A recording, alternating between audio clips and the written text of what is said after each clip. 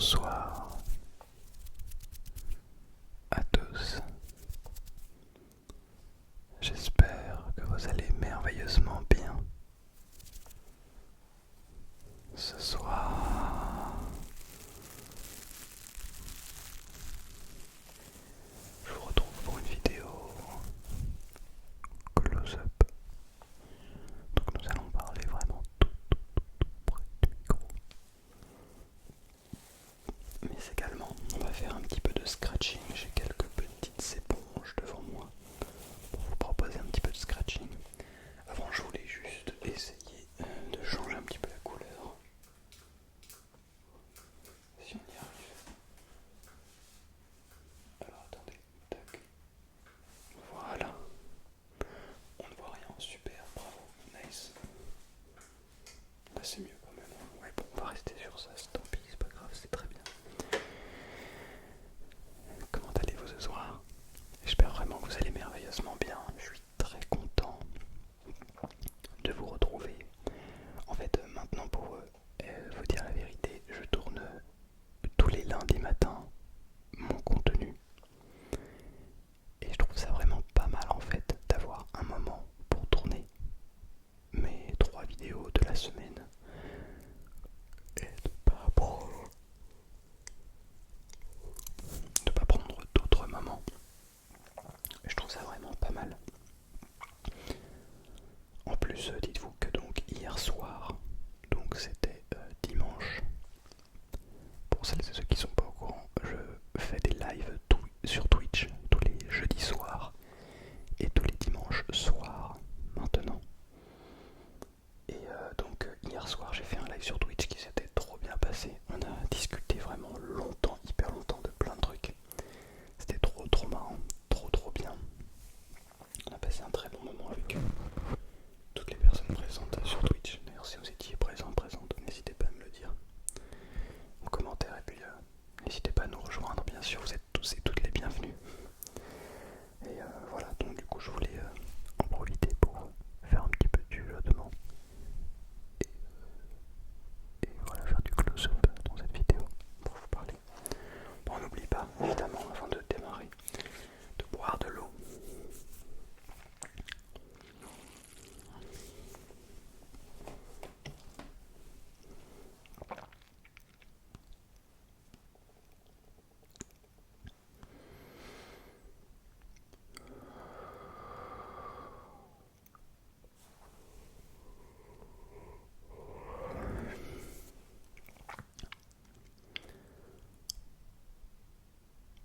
Ça fait un petit moment en fait que je n'ai pas tourné des vidéos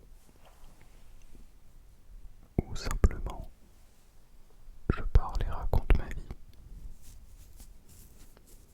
Ouais, ça fait un petit moment.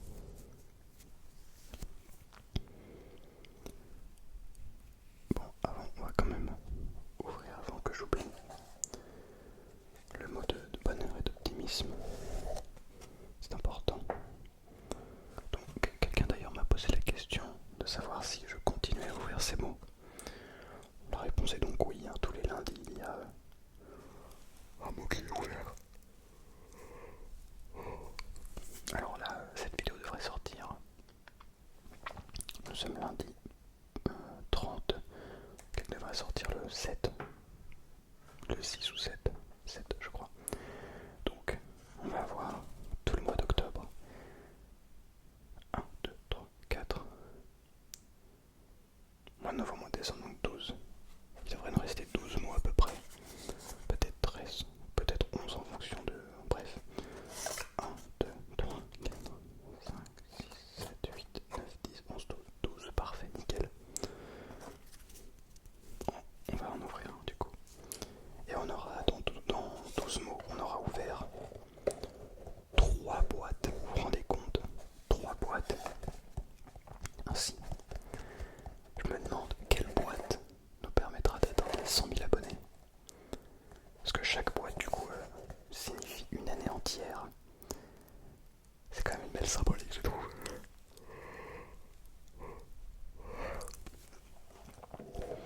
Je suis en train de réfléchir pour faire moi-même une petite boîte que je pourrais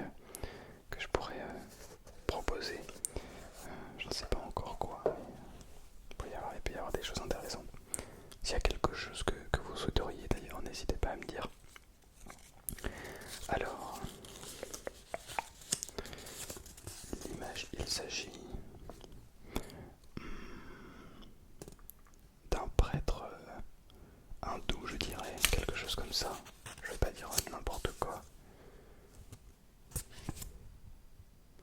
Il s'agit peut-être de Confucius, ce qui est écrit. La joie est en tout, il faut savoir l'extraire. La joie est en tout, il faut savoir l'extraire. De Confucius, incroyable. Cela me fait penser à une anecdote que je vais vous raconter tout de suite avec un petit peu de scratching en close-up. Je vérifie quand même que ouais, ça enregistre, oui ça enregistre. Hop là, excusez-moi.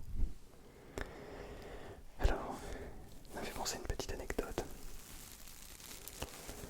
J'ai écouté un petit podcast récemment d'un certain, d'une interview d'un certain Christophe André. Pour celles et ceux qui ne connaissent pas Christophe André, il s'agit aujourd'hui d'un retraité. Je crois qu'il est à la retraite. Et donc je dirais, traverse et voyage sur les différents plateaux télé, sur les différentes chaînes YouTube, avec pour objectif de transmettre son savoir, transmettre ses idées, de transmettre le bonheur.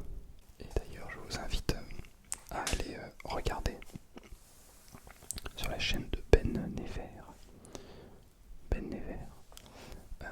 qui a interviewé très récemment justement Christophe André. Alors je ne sais plus si c'est dans ce podcast ou dans un autre que j'ai entendu, c'était anecdote. Bref.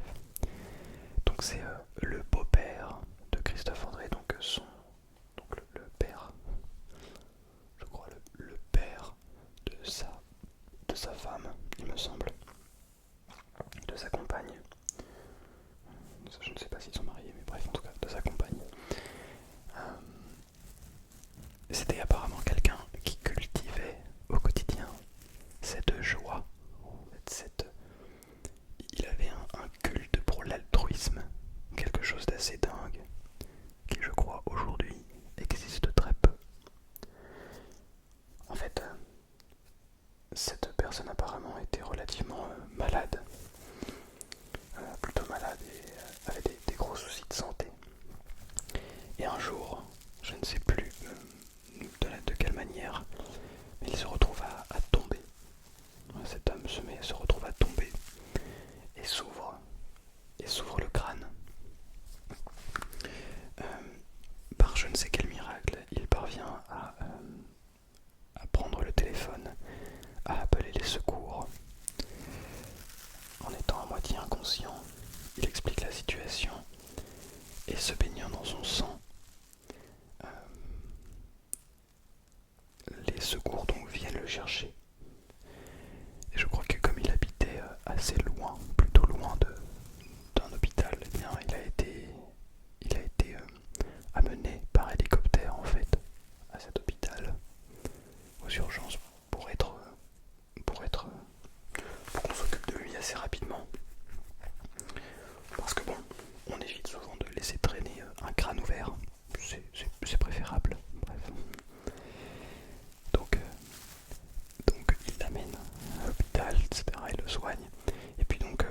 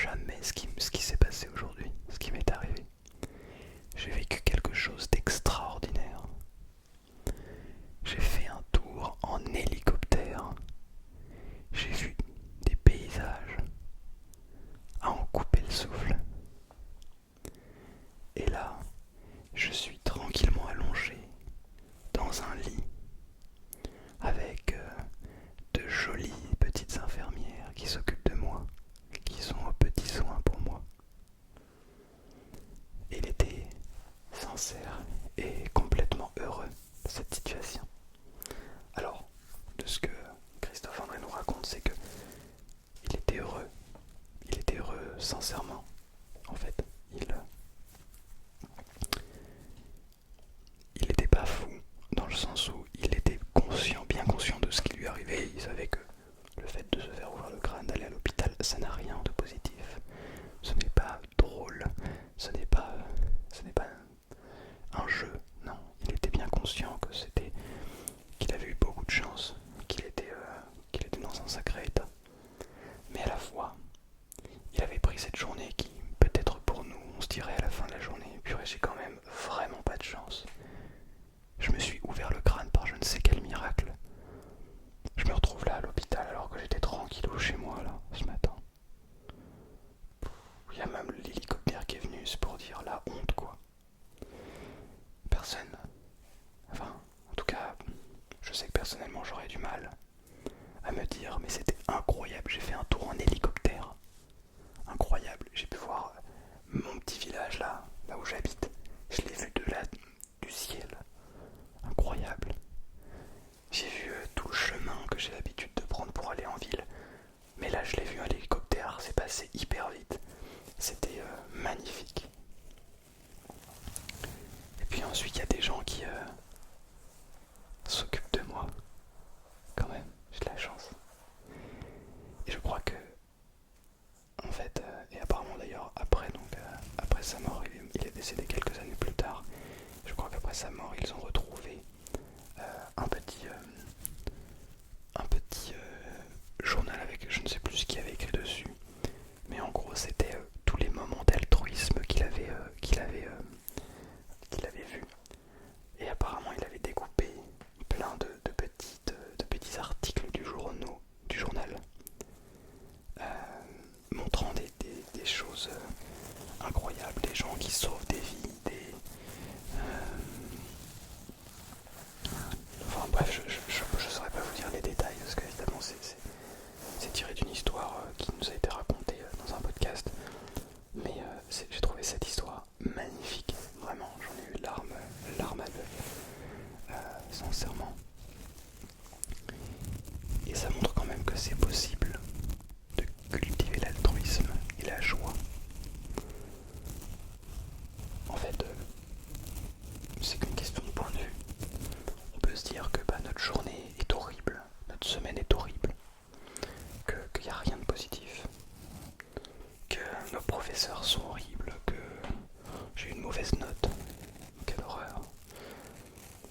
Mais en fait, je suis sûr que si on creuse tous et toutes, on parvient quand même, on peut tous et toutes parvenir à trouver cette joie, ces moments absolument merveilleux qui font qu'on a énormément de chance, qu'on est très content. Parce que,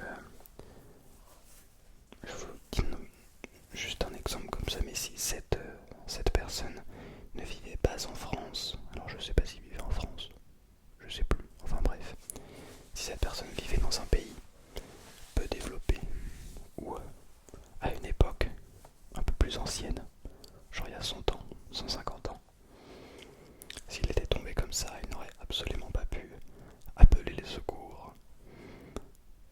Il n'y aurait pas eu d'hélicoptère pour l'amener. Il n'y aurait pas eu des gens forcément pour s'occuper de lui. Et en fait, c'est là où il est très content. Il a beaucoup de chance. Il se rend compte de la chance qu'il a. Je crois que en fait c'est cette chance-là qu'il faut pouvoir cultiver.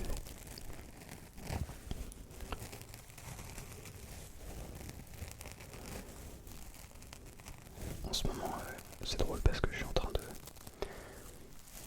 de mettre en place une routine.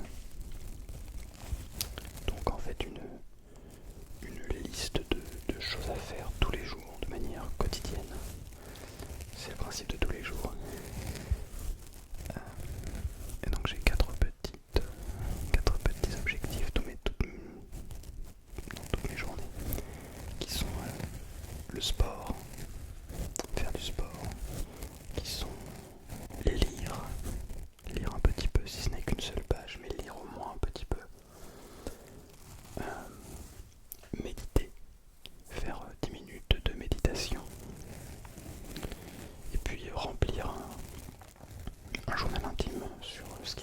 ma journée, ce que je ressens, etc. Et je crois que ces 4 petites habitudes sont quelque chose de réellement intéressant. Ça fait maintenant un peu plus d'un mois que je les mets en place. J'ai tous les jours réussi à y parvenir. Et en fait, j'organise ma journée pour faire en sorte de réussir ces habitudes. Pourquoi? Parce que je sais que méditer tous les jours, lire tous les jours, faire du sport tous les jours vont me permettre d'être en meilleure santé sur le long terme. Alors on peut se dire, ouais mais si tu n'aimes pas ça, la réalité c'est qu'en fait j'aime ça. C'est peut-être pour ça que j'ai mis ces habitudes. Alors il y a une chose dans ces habitudes que j'aime moins, en tout cas que j'ai moins été, ou j'ai moins eu l'habitude d'aimer, d'apprendre à aimer, c'est la lecture. Il faut savoir que vraiment, avant ça, je ne lisais quasiment jamais. J'ai réussi à lire il n'y a pas très longtemps un livre, un roman complet d'aventure. J'avais lu aussi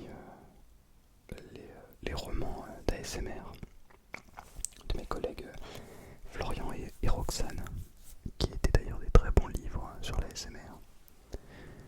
Mais c'est globalement tout que j'ai très peu lu dans ma vie. Et en fait, ça a un impact énorme, c'est trop bien de lire. Il y a vraiment un max de références. Là par exemple, actuellement, je suis en train de lire Nana de Émile Zola. C'est un gros roman, il fait 500 pages. Mais c'est hyper intéressant, j'adore. En fait, ça me donne un gros challenge. Parce que je sais qu'il y a bien plus gros comme livre. Mais en fait, peu importe.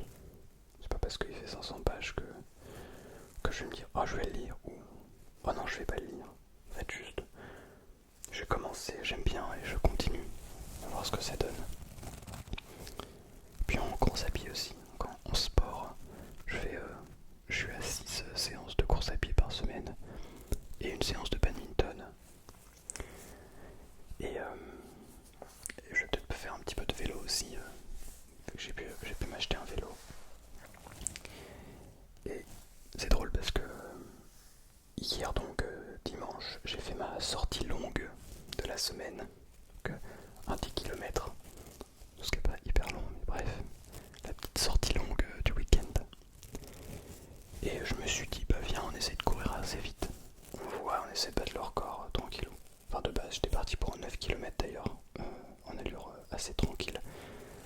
Et puis finalement, bah, je me suis retrouvé à battre mon record sur 10 km en courant assez vite.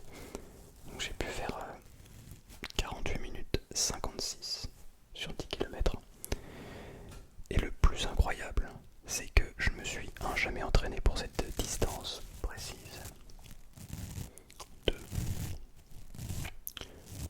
Je sentais qu'il y avait encore pas mal de marge. Peut-être un peu insolent, oui, je suis insolent. Je sentais qu'il y avait quand même pas mal de marge. Que je pouvais le courir plus vite. Enfin bref, en tout cas, ça ne veut pas dire que là, tout de suite, je suis capable de faire moins de 45 minutes.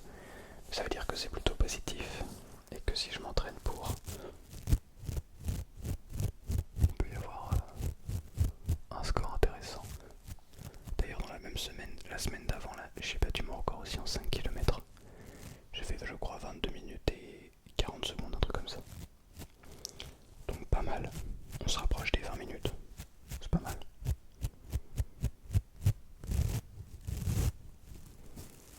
Bon, c'est pas énorme non plus. Hein. Ne trouvez pas ça non plus incroyable. C'est pas extraordinaire. C'est bien. Très content.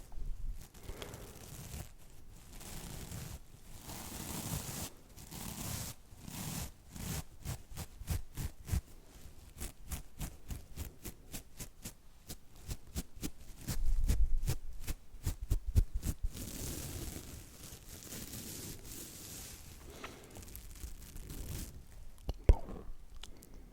Je suis désolé, je pensais que j'allais faire plus de close-up que ça.